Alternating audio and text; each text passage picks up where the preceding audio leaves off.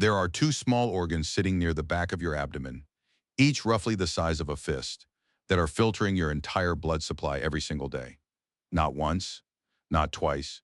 Every 30 to 45 minutes, all the blood in your body passes through your kidneys so they can pull out waste, excess minerals, toxins, and whatever your body no longer needs.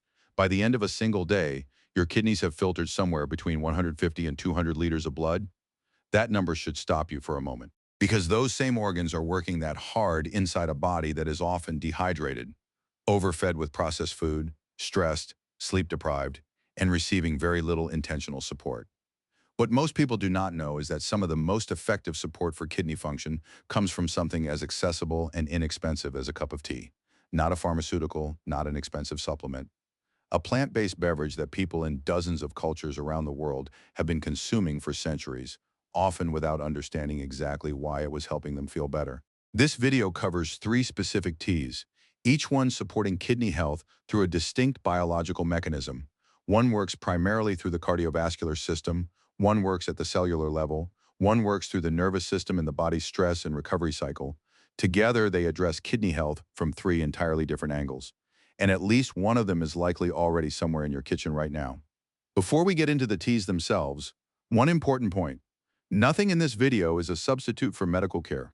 If you have been diagnosed with kidney disease, if you're on medication for blood pressure or diabetes, or if you have been told to monitor your fluid or mineral intake, please speak with your healthcare provider before changing any habits. These teas are powerful tools, but they work best as part of a broader approach to health, not as isolated solutions. Now let us talk about the first tea. The first tea is hibiscus, and the way it supports kidneys is by addressing one of the most underappreciated threats to long-term kidney function: sustained elevated blood pressure. Your kidneys are extraordinarily vascular organs. They are, in a real sense, made of blood vessels, microscopic filtering units called nephrons. Each contain a tiny tangle of capillaries called a glomerulus, and it is through those capillaries that filtration happens. When blood pressure remains elevated over months and years, it exerts continuous force against those small vessel walls. The damage accumulates slowly, invisibly, without obvious symptoms until the loss of function becomes significant. This is why high blood pressure is one of the two leading causes of chronic kidney disease in the United States. The other is diabetes, and we will return to that connection later. Hibiscus tea has been the subject of multiple published clinical studies examining its effect on blood pressure. The evidence is consistent enough that it has attracted serious scientific attention. Compounds in the hibiscus flower, particularly anthocyanins and other polyphenols, appear to support the relaxation of blood vessel walls and reduce the resistance that causes elevated pressure. Some trial results have placed the magnitude of effect in a range comparable to a low-dose pharmaceutical intervention. For a brewed flower, that is a remarkable finding. The mechanism does not stop at blood pressure. Hibiscus is one of the more potent plant sources of antioxidant compounds available in a simple beverage. Antioxidants matter to kidney health because your kidneys are exposed to oxidative stress as part of their normal function. Every time they process waste and toxins, there is a degree of cellular stress involved. When that stress exceeds the body's ability to neutralize it, cumulative damage to kidney tissue occurs. Antioxidant-rich foods and beverages help tip that balance in the right direction. There's also evidence of a connection between hibiscus and liver health, which matters for a reason that is easy to overlook. Your liver and kidneys divide the labor of detoxification between them. When the liver is functioning optimally, it handles a significant portion of metabolic waste before it ever reaches the kidneys. When liver function is compromised, the kidneys bear a heavier load. Research has explored hibiscus's potential to support liver cell health and reduce fat accumulation in liver tissue. Supporting the liver is, indirectly, supporting the kidneys. Preparing hibiscus tea is straightforward. Dried hibiscus flowers are available at health food stores and online, and the preparation requires nothing more than steeping 1 to 2 teaspoons of dried petals in hot water for 5 to 10 minutes. The steeping time determines the intensity of flavor. Shorter produces something lighter and more floral. Longer produces a deeper, more tart taste. The color will be a vivid red, served warm or cold. It is genuinely pleasant to drink. Cold hibiscus tea over ice is a particularly good warm weather option. If the tartness is more than you enjoy on its own, a thin slice of fresh ginger adds warmth and brings its own anti-inflammatory properties. A squeeze of lemon adds vitamin C. A small amount of honey, if needed, can take the edge off the sourness. What you want to avoid is loading it with added sugar, because excess sugar creates metabolic work for your kidneys and undermines the point. 1 cup daily is a sensible starting point. Some people drink 3 or 4 cups per week rather than daily, and that is also a reasonable approach. The goal is consistent, moderate support over time, not intensive short-term intervention. There is one important caution specific to hibiscus. Because it can lower blood pressure, it should not be combined carelessly with blood pressure medication.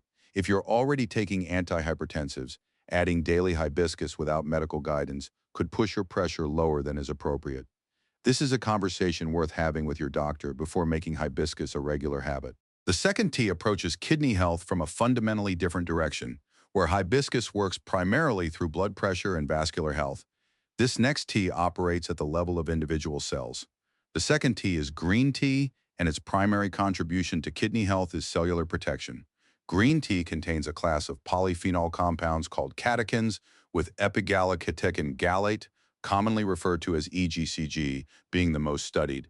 These compounds function as potent antioxidants and have demonstrated anti-inflammatory properties in a substantial body of research. Their relevance to kidney health comes from what chronic inflammation and oxidative stress actually do to kidney tissue over time. Your kidneys filter approximately 1 to 2 liters of blood per minute during normal activity.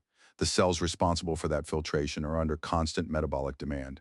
When inflammation becomes chronic, which can happen as a result of diet, stress, poor sleep, or underlying health conditions, it creates an environment in which kidney cells are gradually damaged in ways that impair function over time. The damage is often silent. There are no noticeable symptoms until the functional reserve of the kidneys has been meaningfully reduced.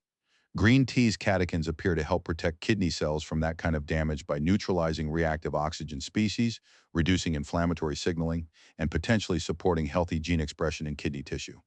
Several published studies have examined green tea consumption in relation to kidney health outcomes, and the findings are generally consistent with a protective effect when consumed in moderate amounts over time. The connection between green tea and cardiovascular health is also relevant here. Your kidneys are heavily dependent on adequate blood flow and appropriate blood pressure for their function. The heart pumps blood through the kidneys continuously, and any compromise in cardiovascular function creates a corresponding challenge for kidney function. Green tea has been associated with improvements in endothelial function, which is the health of the inner lining of blood vessels, and with modest beneficial effects on blood pressure and lipid levels. A healthier cardiovascular system creates better conditions for kidney health. Green tea also contains caffeine, which is relevant for 2 reasons. The first is that moderate caffeine intake provides a mild diuretic effect, meaning it promotes the excretion of excess fluid through urine. For a healthy person, this supports kidney function by keeping fluid moving through the filtration system. The second is that excessive caffeine intake can lead to dehydration, which is directly harmful to kidneys. Concentrated urine, reduced blood flow to the kidneys, and impaired filtration are all consequences of inadequate hydration. This is why 1 to 2 cups of green tea daily represents a reasonable amount for most people, and why relying on tea as your primary daily fluid is not a good strategy. Green tea also contains an amino acid called L-theanine, which creates a quality of mental focus and calm that many people find meaningfully different from the alertness produced by coffee. The combination of caffeine and L-theanine tends to produce sustained attention without the anxiety or jitteriness that caffeine alone sometimes causes. For the purposes of kidney health, this matters because L-theanine and its calming effect contribute to reducing physiological stress, which in turn reduces cortisol levels, and sustained high cortisol is independently associated with inflammation and cardiovascular strain. Preparing green tea well is worth the small amount of attention it requires. The most common mistake is using water that is too hot. Boiling water extracts bitter compounds from green tea and degrades some of the more delicate catechins, reducing both the flavor and the health benefit. Water at approximately 70 to 80 degrees Celsius, which is well below boiling, produces a significantly better cup. If you do not have a temperature-controlled kettle, allow boiled water to sit uncovered for 2 to 3 minutes before pouring it over the leaves or tea bag. Steep time should be relatively short. 1 to 2 minutes preserves delicate flavors and extracts the compounds you want without excessive bitterness. If you're working with loose leaf tea, 1 teaspoon per cup is a standard proportion. Higher quality green teas generally contain more antioxidant compounds and fewer contaminants than the least expensive commercial options, though any green tea is meaningfully better than none. Green tea works well plain or with a thin slice of lemon, which improves the bioavailability of its antioxidant compounds. Avoid dairy additions if you're drinking it specifically for the catechins, as some research suggests that proteins in milk may bind to catechins and reduce their absorption. A little ginger, as with hibiscus, adds anti-inflammatory synergy. Timing matters. Morning or mid-morning consumption is generally better than evening, both because of the caffeine content and because consuming your primary fluid intake earlier in the day supports kidney function throughout the day's most active period. Drinking green tea late in the evening may interfere with sleep. And as we are about to discuss, sleep has a direct and significant relationship with kidney health. People with advanced kidney disease or those managing chronic kidney disease under medical supervision should discuss caffeine and fluid intake guidelines with their nephrologist before adding green tea regularly. Specific dietary restrictions apply to many kidney disease patients that make general healthy person advice inappropriate. The third T works on kidney health through an entirely different pathway than the first two. It does not act primarily on blood vessels or kidney cells. It acts on the body's relationship with stress, sleep, and the conditions under which tissue repair occurs. The third T is chamomile, and its mechanism is through the nervous system and the recovery cycle. To understand why this matters for kidneys, you need to understand what happens to your body during sustained stress. When the nervous system remains in an activated state, the adrenal glands continue releasing cortisol.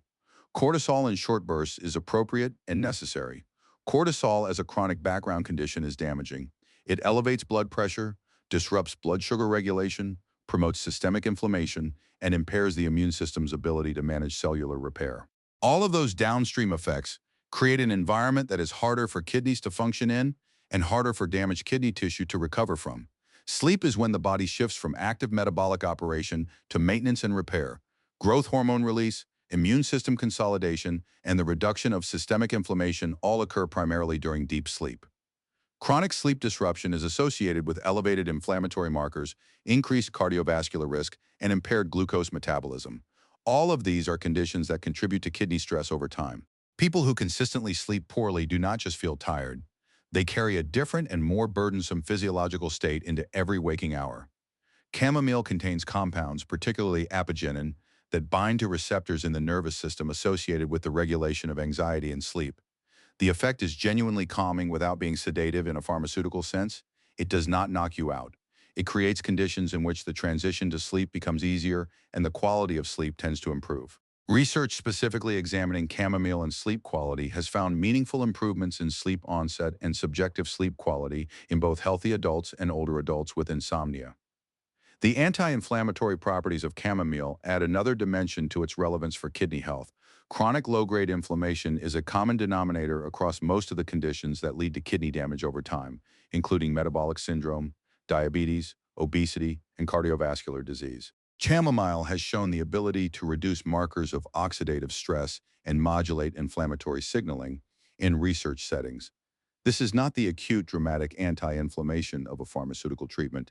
It is the kind of consistent, modest reduction that applied daily over months and years changes the cumulative inflammatory burden your kidneys are operating within. Chamomile's relationship with blood sugar is particularly important for the substantial portion of the population who are either diabetic or pre-diabetic. High blood glucose damages the small blood vessels that make filtration possible within each nephron.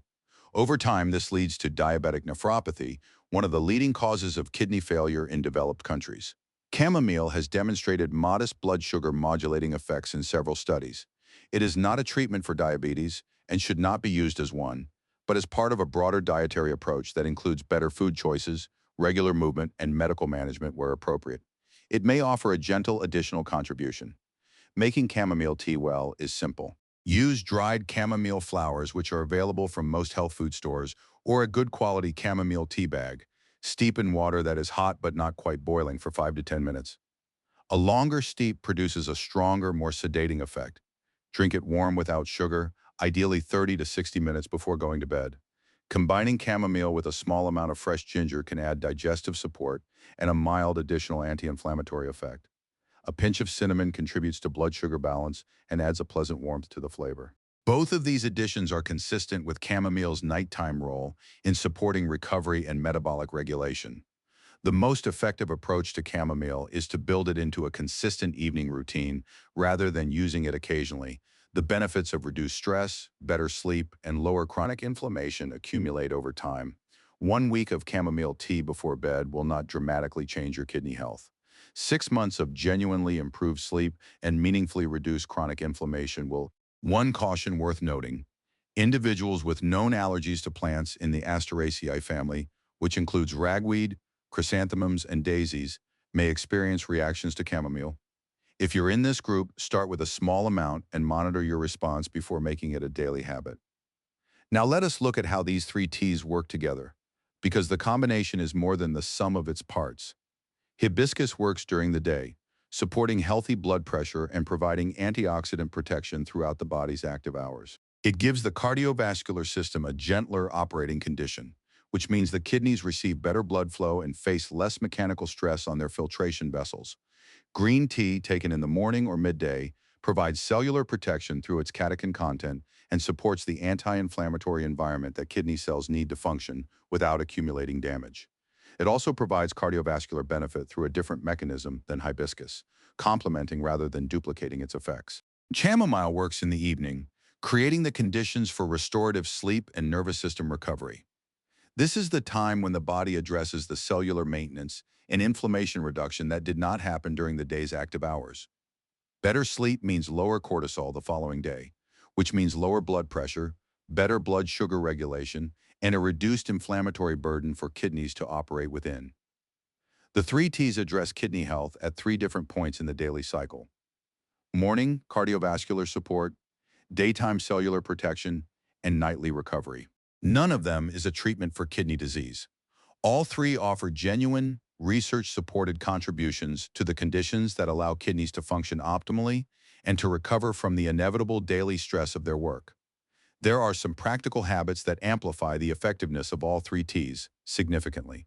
Adequate water intake is the most fundamental T, contributes to hydration, but it is not a substitute for water.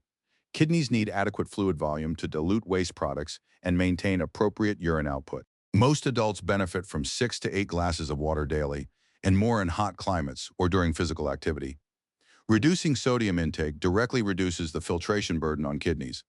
Processed foods, restaurant meals, and canned goods are the primary sources of excess dietary sodium for most people. Even modest reductions in sodium intake can meaningfully reduce the work your kidneys do each day. Physical activity supports cardiovascular health, blood sugar regulation, and inflammation management, all of which benefit kidney health. It does not need to be intense. 30 minutes of walking most days is enough to produce meaningful cardiovascular and metabolic benefits. Sleep hygiene beyond the chamomile tea itself matters for the quality of nightly recovery. Consistent sleep and wake times, reduced screen exposure before bed, and a cool, dark sleeping environment all support the depth and duration of restorative sleep that allows the body to repair. The picture that emerges when you consider all of this is not one of dramatic intervention. It is one of consistent, layered support for the conditions that allow your kidneys to do their job effectively over a long period of time. Hibiscus for the vessels, green tea for the cells, chamomile for the recovery cycle, water, food quality, movement, and sleep as the foundation underneath all three. Your kidneys have been doing their work reliably every day since before you thought to care for them. Giving them some deliberate support through small, sustainable daily habits is one of the more direct things you can do for your long-term health. And starting with something as simple as choosing the right cup of tea is as accessible an entry point as any. If you're currently dealing with kidney health concerns, or if you simply want to understand which everyday habits might be doing more harm than good, the next step is knowing what to avoid.